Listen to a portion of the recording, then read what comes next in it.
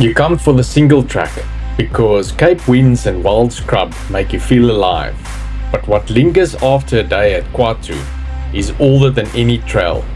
Here, between Darling and the West Coast, the first storytellers of Southern Africa still speak through the land itself. The San are among the world's oldest continuous cultures.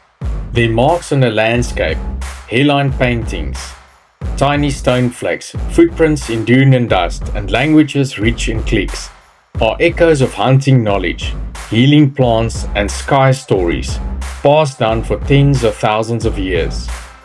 At Khwa Ttu, those voices are presented directly and respectfully.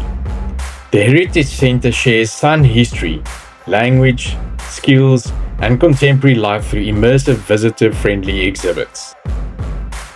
Walk through the Heritage Center and you move across hundreds of thousands of millennia. Archaeology here connects to a deep human past. Coastal sites in southern Africa show behaviors of modern humans some 70,000 to 200,000 years ago. Sophisticated tools, shellfish harvesting, symbolic markings. The San are both heirs to that past and active keepers of living traditions. Tracking, tool making, ritual, and an intimate botanical knowledge that turns the veld into larder and pharmacy. The museum presents this evidence alongside contemporary San voices, showing both continuity and change.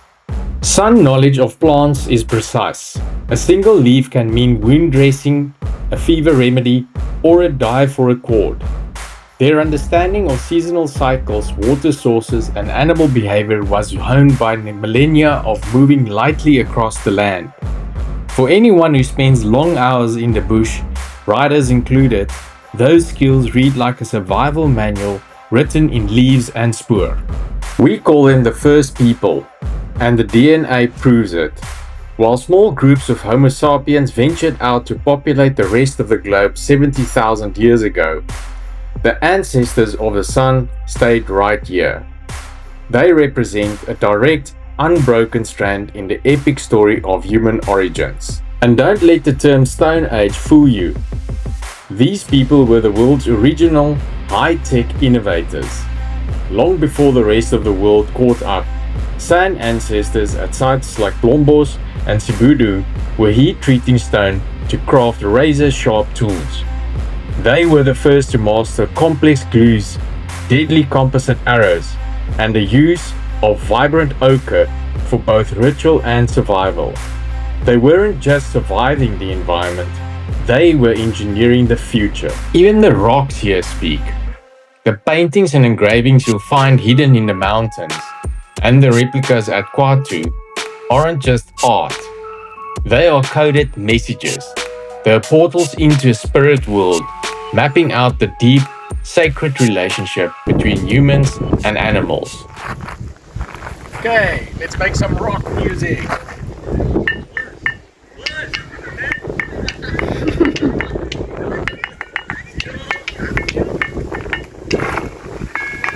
Listen to this one. Oh, wow. It's actually got a ring to it.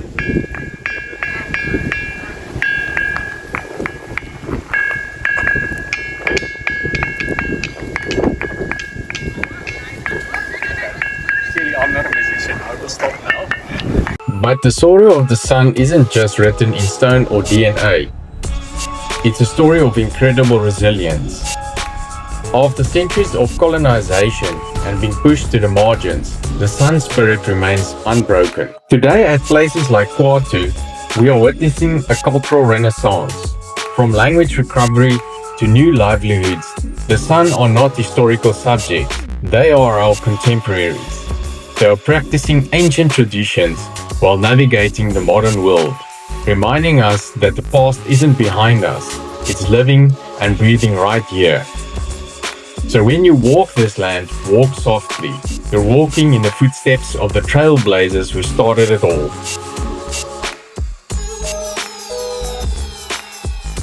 Alright, and now the part you came for, the trails. Khwa Ttu sits on about 850 hectares of rehabilitated farmland and fynbos. The trail network is varied. Flowing single track, short technical sections, punchy climbs, and fast descents. The purpose-built single track is roughly 10 kilometers, with multiple route choices and about 150 to 200 meters of climbing. A perfect lap for riders who want flow and fun. Trail notes. Expect hard pan and loose shale in places, dusty corners and wind-exposed ridges. Choose tires for mixed grip, drop pressure slightly for traction, and respect wildlife lines. Animals use the same contour as you ride. The West Coast wind can turn an easy day into a technical challenge. Read the veld and pick your lines.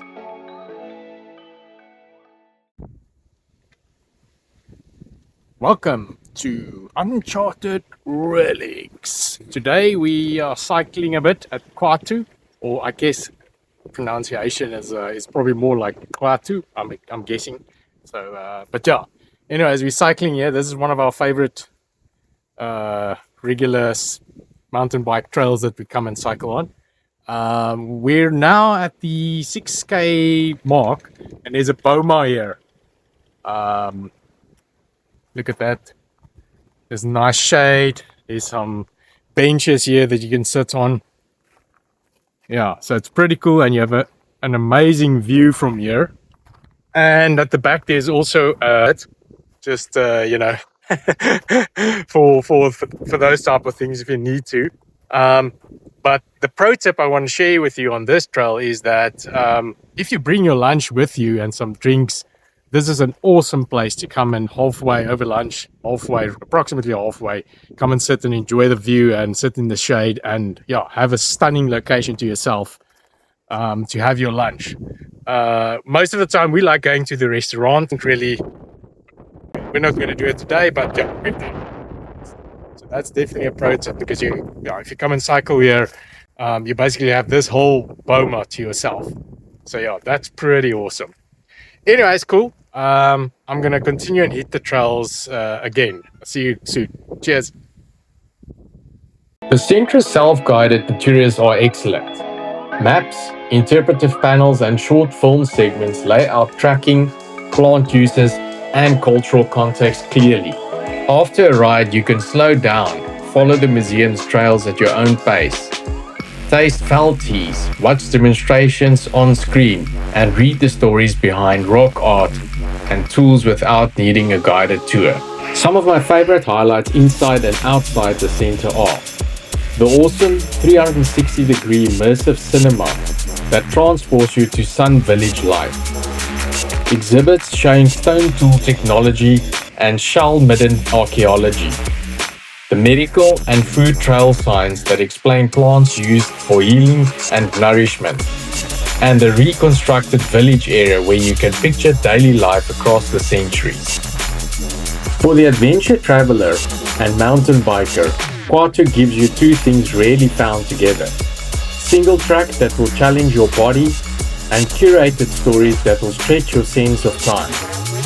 You'll arrive for the trails and leave with a richer map, one that traces the ancient intelligence of people who read the land in tracks, plants and stars. Bring your bike, bring your curiosity, and bring the patience to explore at your own pace. Ride the ridges, then wander the heritage center and get something to eat at the excellent restaurant. Read, taste and watch. At Khwa Ttu, you don't just pass through the landscape, you meet its story. One last thing before I go. If you're interested in more things to do in and around Cape Town, then check out my website. The link will be in the description below, or watch this video. Okay, cool. That's it for now. See you guys in the next video. Cheers.